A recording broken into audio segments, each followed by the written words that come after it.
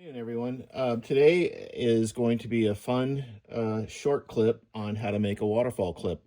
A waterfall clip is actually one of the easiest clips to make, and it's pretty foolproof if you ask me.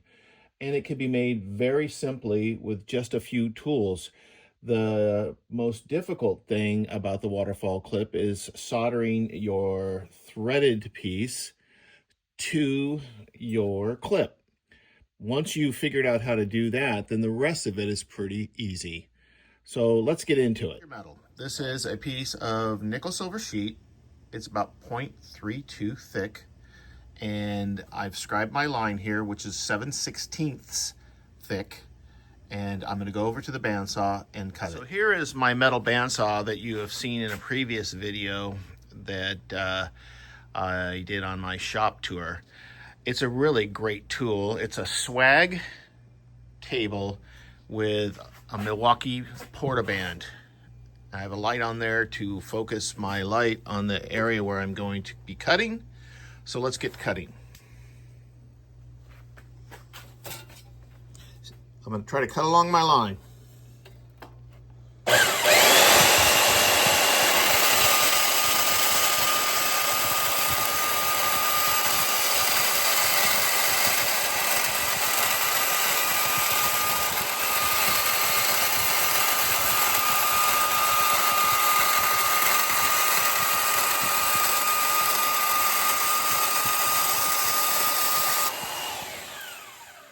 That's all there is to it. And what I'm going to do next is just take a file and file down the tops where the saw left marks and some jaggedness, or some extra metal which can cut you if you don't watch out. So it's pretty smooth. So now what I'll do is I'll blacken this whole area. So I blacken this so when I use my template, my scribe marks will be easily seen. So what I do is I just take a black Sharpie, paint the entire piece black, let it dry, and then we'll come back and we'll scribe our marks. Okay, so we have our piece here, and it's drying. But I think we can go ahead and try to scribe it really quick.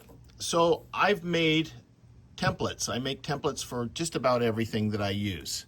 And this is my waterfall template. So I just stick it on here. I try to line up one edge, press it down, come in with my scribe,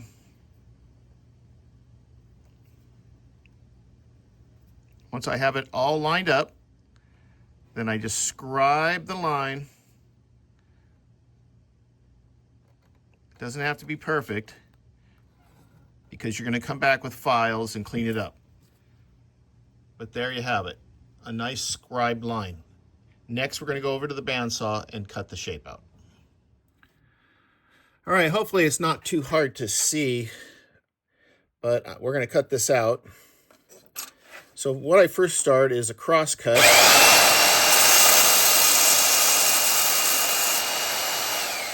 I can take this piece, set it aside, use it for another clip. And then what we do is we take the thickest area because it's easier to cut from the narrowest point of the clip to the thickest point of the clip. And we just try to saw as straight as we can along that scribe line.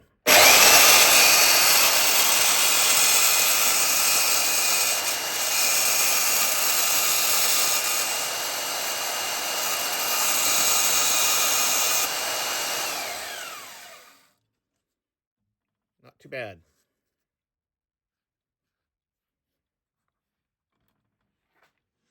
Okay, here we go. So right now, it looks like we have, it's more of an angle at on this side than it is on this side. But that can be all fixed by leveling this top out. So we'll do that next. All right, so just using a file, what I do is I start taking down one side. And I'll periodically check to see, starting to come along. I know that I need some more on that side. Let's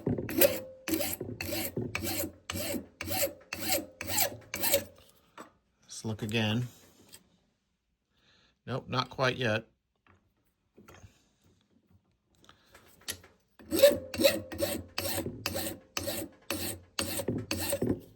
Let's see what we got here. It's pretty good. So the next thing we want to do is we kind of want to thin it out a little bit. Not too much, but it's a little thick down here. So what I do next is I file the sides, and also filing this cut edge a lot smoother. So using my vise, let me move the camera up here for you.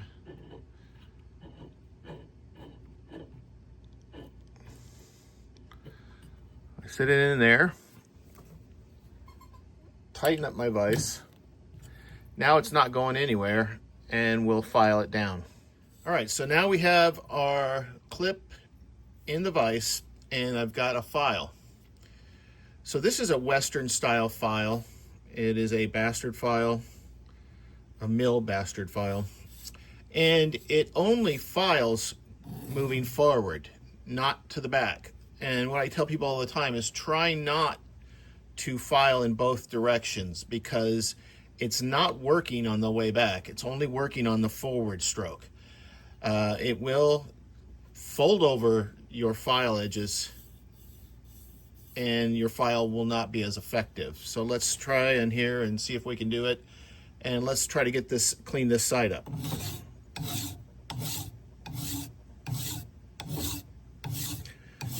And we're also trying to take it down just a little.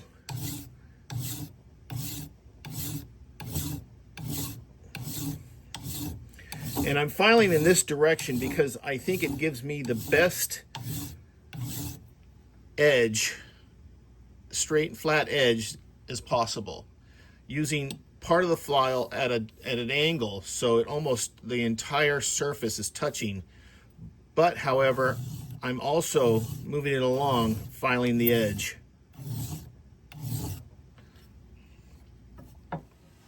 So that looks pretty good. So with this edge done, we'll move to the other edge.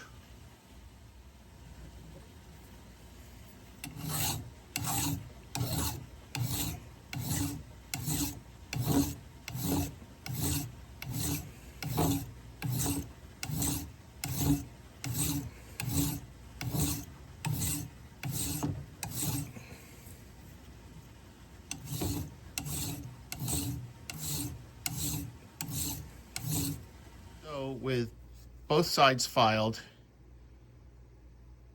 what I like to do next is come over to my, this is a piece of hard plastic on my table so I don't ruin my wood top. And with a sheet of sandpaper, I like to clean up the edges, file them flat. I also will file both sides, sand both sides.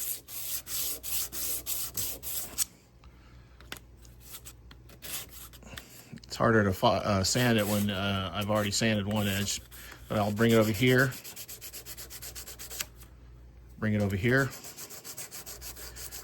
just to take down any burrs or anything like that.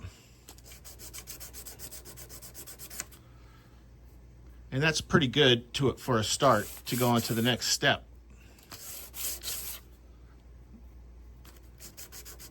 It gives us a good surface to start with. So back at our bench, I've got all my stuff laid out here. Here's our clip.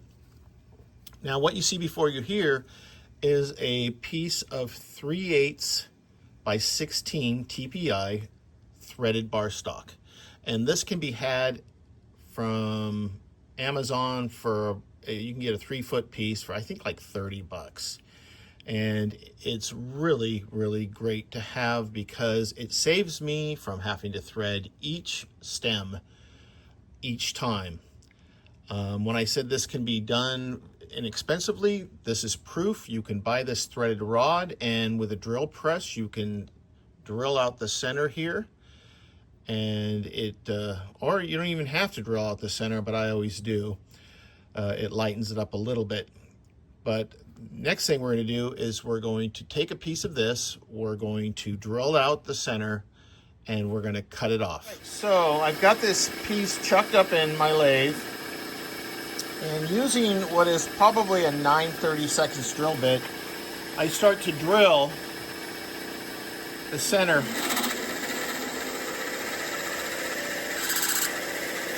Basically eliminating some of the weight, lightening it up a little bit.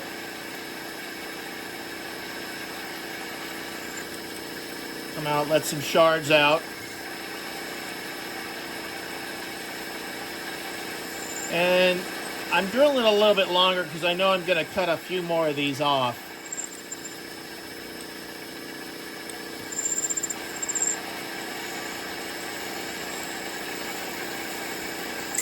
All right, that should do it. All right, so now I have my piece chucked up and it's ready to cut. So right now I have a triangle point in my tool holder, and that's where I'm going to start my cut. But basically what this does is it's like a pre-cut, so my cutting blade won't wander when I'm cutting it.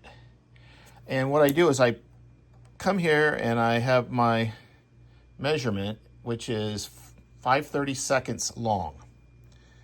And I'll put that right there, and that's where I'll start my cut. Let's do it.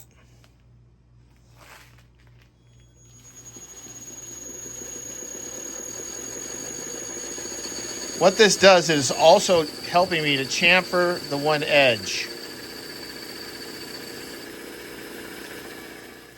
So with my line made and my cutting blade in the tool holder, I'm ready to shear off this threaded end that will be soldered on to my waterfall clip. All right, so let's cut it off.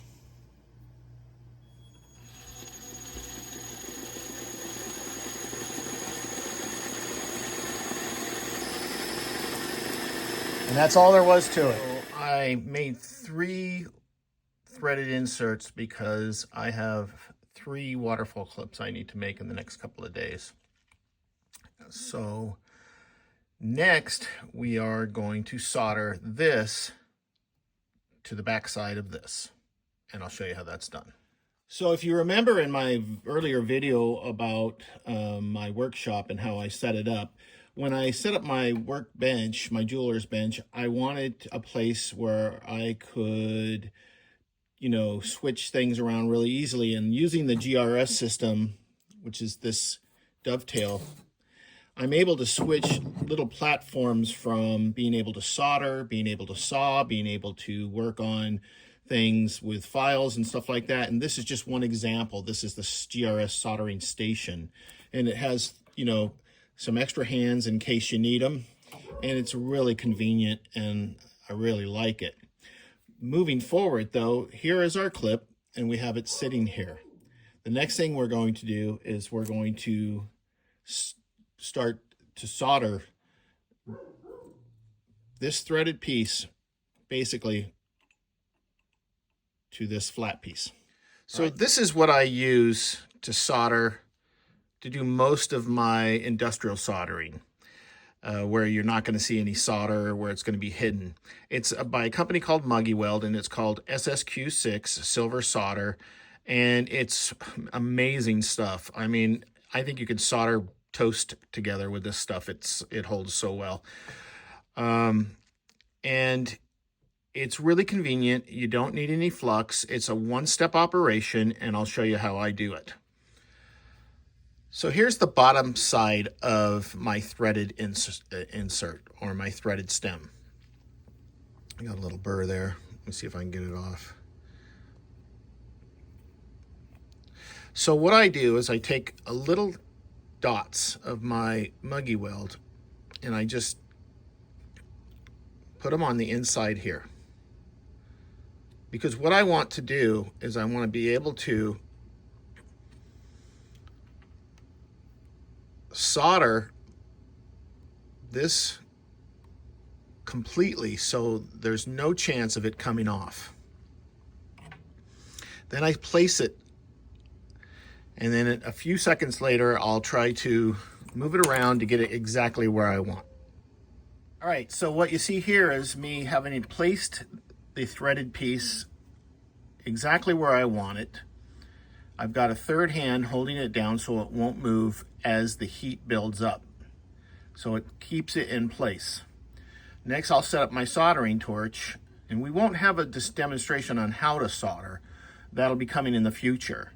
But I'll show you what to look for when soldering this. Okay, so here I have my torch.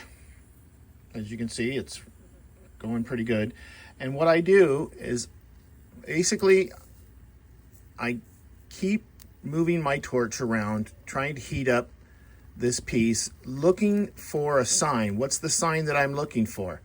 I'm looking for the metal to start, the solder to start moving and to turn like a chrome colored. And you can start to see that as, here it comes, and it starts to move out. And that's what we're looking for right there.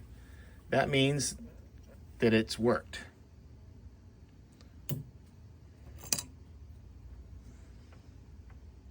All right, there, after a cold plunge in some water, as you can see, we got it pretty straight.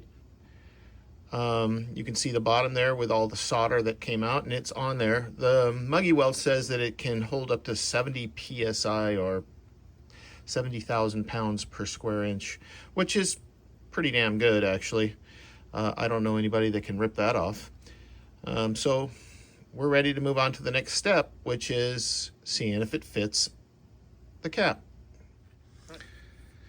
Here we have the cap. Okay, so how do we make this work? Well, there's a couple of ways. One, if you have a metal lathe like I do, you can thread the 16 TPI that way. Or if you don't, it's really simple. If you have a drill press or you have a wood lathe and you're able to drill on your wood lathe, you can use a 3/8 by 16 tap. And it's really simple. And I think the drill bit that you'll want to use is a 5/16 drill bit, but really simple. And these are one of the cheapest taps that you can buy. You can find them for $5-6. They're not expensive, and they're easy to find, and they're very common. So now I have my cap and I have my clip.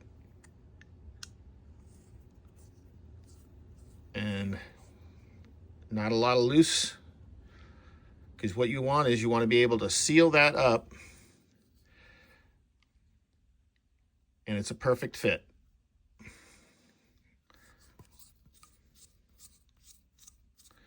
So next what I would do is I would shape this, and then using that diameter up here would tell me where I'm going to bend this. And let's do that next.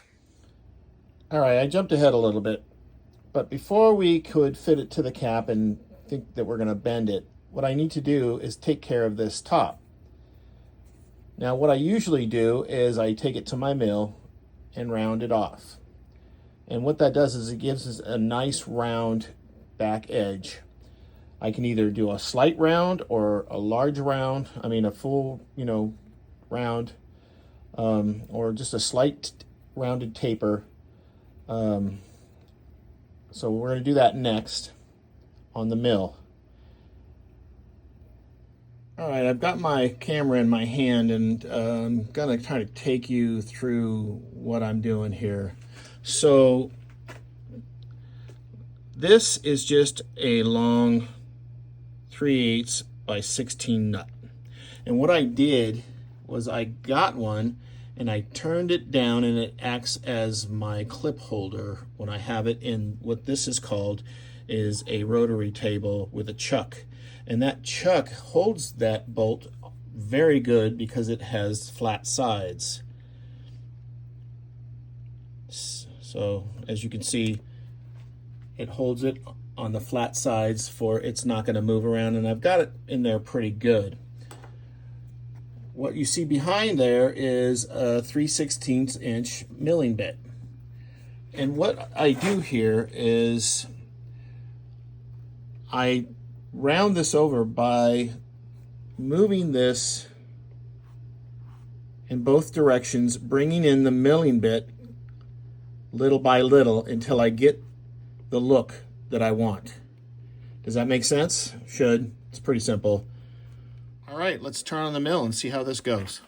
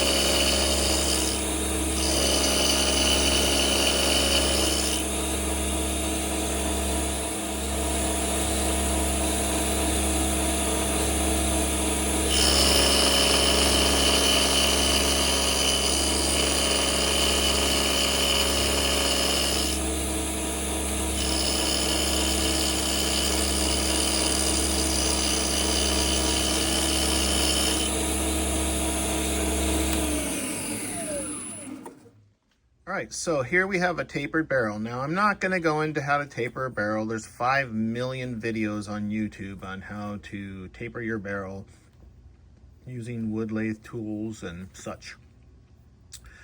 So I just went ahead and tapered it, and it's ready to accept the clip. And here's the result of our round over. So it's a much nicer, cleaner look. And like I said, I could go ahead and I'll probably pickle this to get all off the fire scale or whatever's on there, and just make it look better before I do the finish process.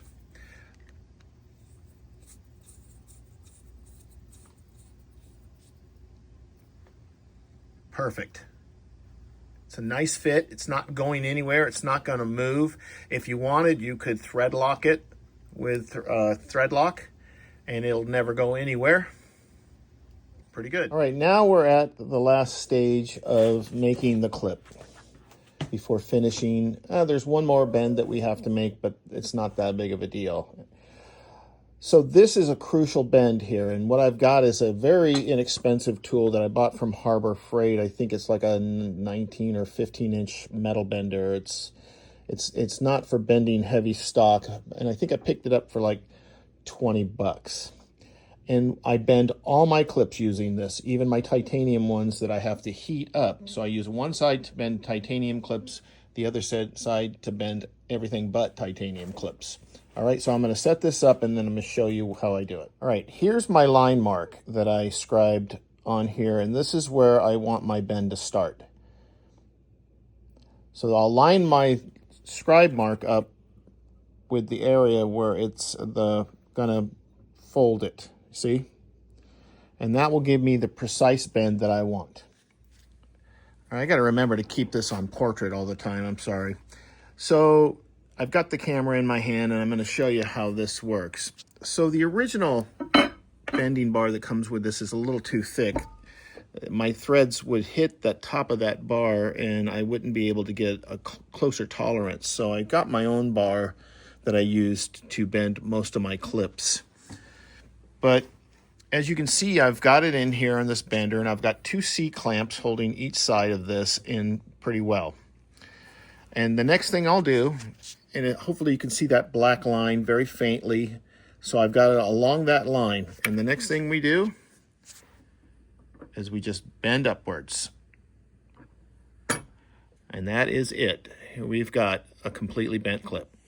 Okay, here we go. As you can see, it's a nice 90-degree clip angle or bent angle.